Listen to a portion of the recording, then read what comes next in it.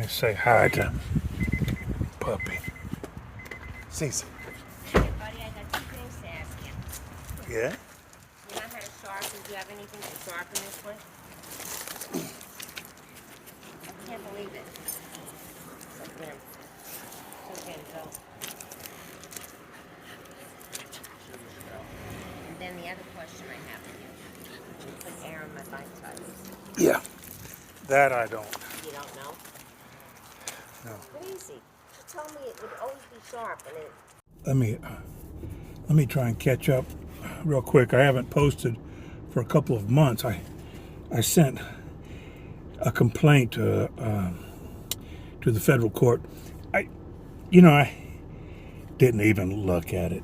It's a federal court, right? And I found the submittal form. And then even after I submitted it, right then and there, I saw where there was supposed to be a cover sheet. And that was as far as I got. A few days later, I called and I said, so what do I do now? And she's looked up, whoever you're on the phone with, looked it up and said, well, you've got an order to pay $402 by such and such a date, or it's dismissed. So a judge, I don't think looks at it at that point. So I sent $402. Now I think, and with a stamped envelope to return, and I got a receipt back. And now I think, okay, I'm waiting on them to do something. And it's federal court, so it's probably not going to be real fast. Well, after a couple of months, I thought, well, I've waited long enough to see what's up. And I called and said, no, yeah, we're not actively waiting on you. You can do whatever you want. And so I hurriedly, and he said, oh, well, we sent you the local rules sheet and the notice that you had to pay the fee, which I found that out on the phone, so I sent it all in on, and some other, I think, document that was some sort of a update to the local rules. I don't even know what local rules means, but so I go online and I look at the do-it-yourself sheet. They have a PDF for that, and then I also look at the local rules. The PDF on the do-it-yourself helped quite a bit. You scan it and speed read it once, and then again, because a couple things jump out, and then you start typing on the word processor and look at it again. Okay, this is what they want. So this is going to be a long story, I guess. Well, I said I didn't get any of that local rule stuff. Well, check with your post office, like, here, go deal with this federal agency. No tracking number or anything, which seemed like, that was a weird thing to say. Okay, so now it's a little bit of a heads up. So I go through it all again, and now I do the cover sheet I'm supposed to have. Now I do the complaint in the form that they wanted. I rewrote it. I didn't even look at the original complaint. And on the phone, he said, well, yeah, we can amend it. No problem, without paying $402 again.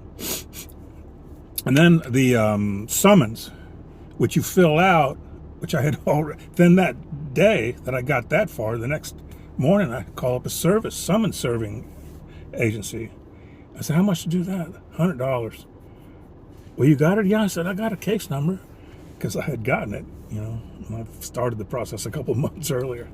So he said, well, email it to us in PDF. Okay, so I sent him, not the cover sheet, I sent him the complaint and the summons form. And after a few hours, they emailed back and said, oh no, the summons form has to be stamped. So I'm just doing things out of order and whatnot. So, okay, so this is what I do then. I said, then the next morning, now that I've written the complaint, my process is that I get a look at it again. It takes me 5 minutes to write it. Usually, this is how it goes. But then after a nap, I want to do an edit. And then after dinner, I want to do an edit. And then because the card reader is always going. And so then before bed, I do an edit. And then in the morning, I have a cup of coffee and I do an edit. And then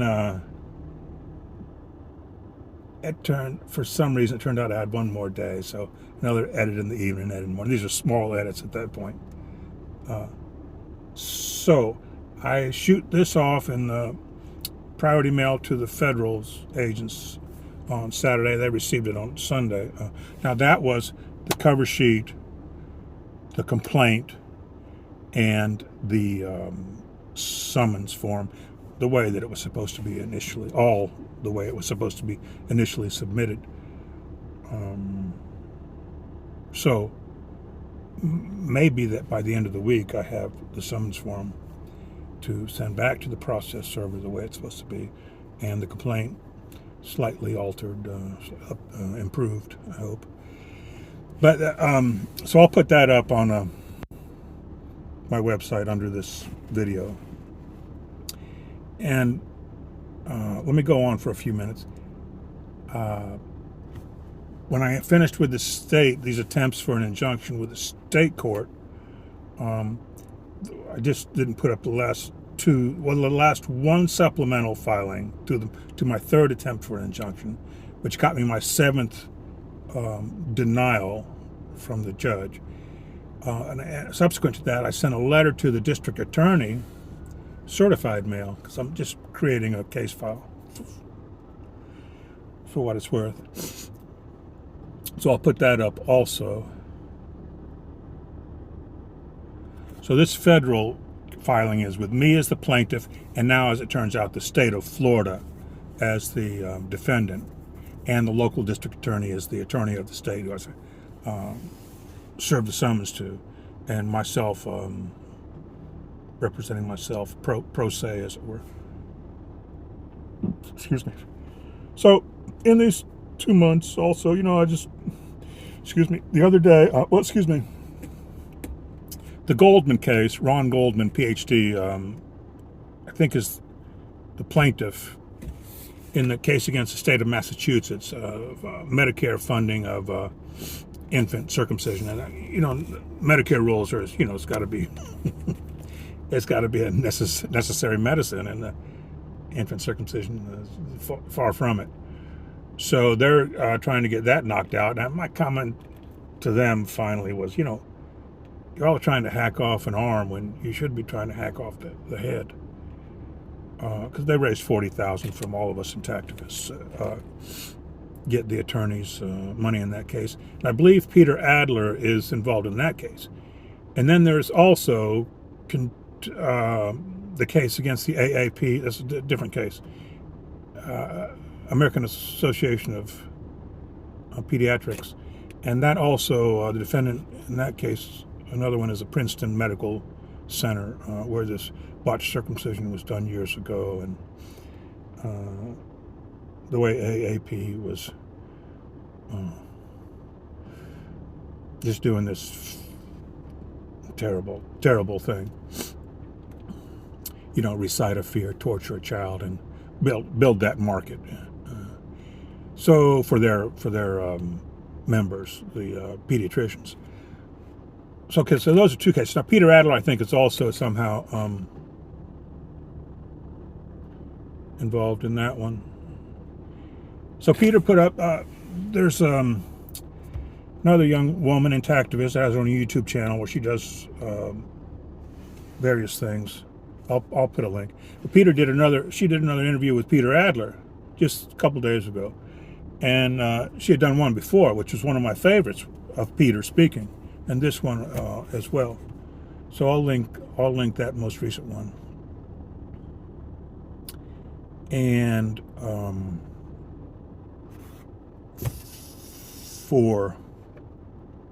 don't know, people are just starting to look at this. It's a good place to start. Peter Adler. And also, when I think of it, the Eric Klopper play, Sex and Circumcision. It's free on YouTube. And when this complaint I did, which I sent Saturday to the federal court, I on Facebook Messenger to Esquires, and I had a little group with Peter Adler and Eric Klopper, and I said, for example, and I just showed him the filing. a little bit awkward, but because I don't have the training in the law that either of them have. One at the end of his career, might be fair to say, who just published a meaningful book, Circumcision is a Fraud, and the other one, Eric Klopper, at the beginning of his legal career. He just graduated from Georgetown Law School, as I understand it. So the point was, yeah, so I shared it with them, and then I also shared it with my siblings because this is, long, well, that was the point I was going to make. Even though I don't have the legal experience that they have, I have been working on this for 63 years, so I do have experience. All right, that is to catch up. So I'll put that up, and then the next one will probably be get the summons and serve it, and a motion to dismiss from the state. I imagine will be the next thing that will give me opportunity to write response to that, and get back here and update anybody that's interested.